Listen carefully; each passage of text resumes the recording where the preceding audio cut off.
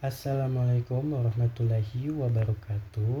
Perkenalkan, nama saya Julkifli Girisa dengan NIM 4114230066 dari Prodi Pendidikan Matematika kelas A. Nah, di sini saya akan menjelaskan tentang materi konsep kerukunan antar umat beragama dari mata kuliah Pendidikan Agama Islam dengan dosen pengampu oleh Prof. Dr. Novianti Zafri, SPDI, MPDI. Masuk pada materi, indikatornya yang pertama yaitu ada pengertian karakteristik dan upaya mewujudkan masyarakat madani, dan yang kedua ada makna ukhuwah Islamiyah dan ukhuwah Insaniyah. Pembahasan yang kita akan bahas yang pertama yaitu tentang pengertian masyarakat madani. Masyarakat madani atau civil society merupakan bagian masyarakat yang memiliki adab dalam membangun, memaknai, dan menjalani kehidupannya. Masyarakat madani seringkali diartikan dengan makna yang berbeda-beda. Hal ini merupakan salah satu konsep berwahyu wajah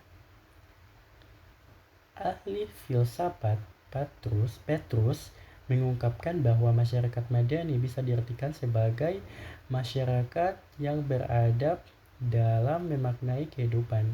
Asal mula kata madani yaitu dari bahasa Inggris yang artinya beradab atau berbudaya.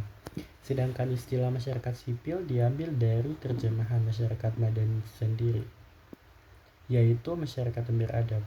Konsep terjemahan tersebut pertama kali diperkenalkan oleh Dato Seri Anwar Ibrahim melalui ceramahnya di Simposium Nasional pada tahun 1995. Masyarakat madani merupakan suatu sistem yang subur dan sangat menjamin prinsip moral, di mana kebebasan individu dan stabilitas masyarakat sangat seimbang. Adapun pengertian lain dari masyarakat madani yaitu mereka adalah golongan masyarakat yang beradab, berperkemanusiaan, menguasai ilmu pengetahuan, unggul dalam hal teknologi. Terdapat beberapa pengertian masyarakat madani menurut para ahli. Yang pertama, Mun'im 1994 mengungkapkan bahwa istilah civil society atau masyarakat madani adalah sebuah gagasan eris yang mengejewantah di berbagai tatanan sosial. Kemudian menurut Hafner mengungkapkan bahwa masyarakat madani merupakan sebuah masyarakat yang memiliki ciri khas demokratis dalam berinteraksi dengan masyarakat lain. Kemudian menurut Mahasin 1995, civil society memiliki arti sebagai komunitas atau kelompok masyarakat kota yang telah memiliki peradaban yang maju. Kemudian menurut Munawir 1997, masyarakat madani itu berasal dari bahasa Arab. Kata madani berasal dari kata madana yang artinya mendiami, membangun, atau tinggal. Kemudian menurut Majid 1997 seringkali dipandang sebagai masyarakat yang sudah berjasa dalam menghadapi rancangan kekuasaan serta penentang pihak pemerintah yang sewenang-wenang di negara Eropa Selatan, Amerika Latin, dan juga Eropa Timur. Kemudian menurut Half 1998 mengatakan bahwa masyarakat madani biasa identik dengan istilah civil society. Kemudian masuk pada ciri-ciri masyarakat madani. Yang pertama yaitu menjunjung tinggi nilai, mempunyai peradaban yang tinggi,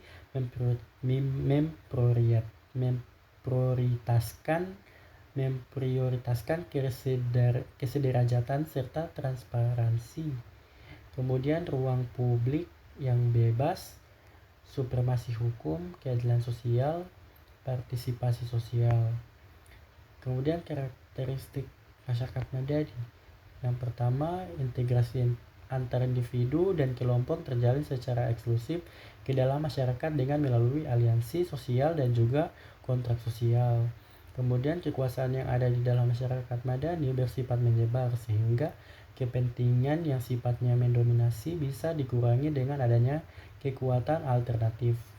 Kemudian adanya program pembangunan yang didominasi oleh negara atau pihak pemerintah dan juga program yang membangun program pembangunan lain yang didominasi oleh masyarakat itu sendiri. Kemudian dilengkapi dengan akses hubungan antara kepentingan individu dan juga negara, sebab anggota organisasi relawan bisa memberikan masukan kepada keputusan yang diambil oleh pemerintah. Kemudian maju dan berkembangnya kreativitas yang awalnya terhambat oleh rejim totaliter. Terciptanya loyalitas atau kesetiaan serta kepercayaan, sehingga setiap individu mengakui keterikatannya dengan individu lain dan mereka tidak memprioritaskan kepentingan sendiri. Kemudian terdapat pembebasan masyarakat melalui kegiatan-kegiatan dari lembaga sosial dengan berbagai macam perspektif. Kemudian peran Islam dalam mewujudkan masyarakat madani. Keniscayaan peranan umat Islam. Yang pertama, keniscayaan peranan umat Islam. Umat Islam adalah umat yang diberikan oleh Allah di antara pemeluk agama lainnya. Umat Islam memiliki aturan hidup yang sempurna dan sesuai dengan fitrah hidupnya. Kemudian ada keniscayaan sistem ekonomi dan kesejahteraan umat. Sistem ekonomi Islam menggunakan prinsip ekonomi yang asaskan dan dibatasi oleh ajaran Islam, di mana dalam Al-Quran dan hadis dipelajari adanya motif laba atau profit dalam kegiatan ekonomi, namun terbatasi oleh syarat-syarat moral kehidupan. Kemudian yang ketiga yaitu ada zakat fakat sebagai instrumen kesejahteraan umat.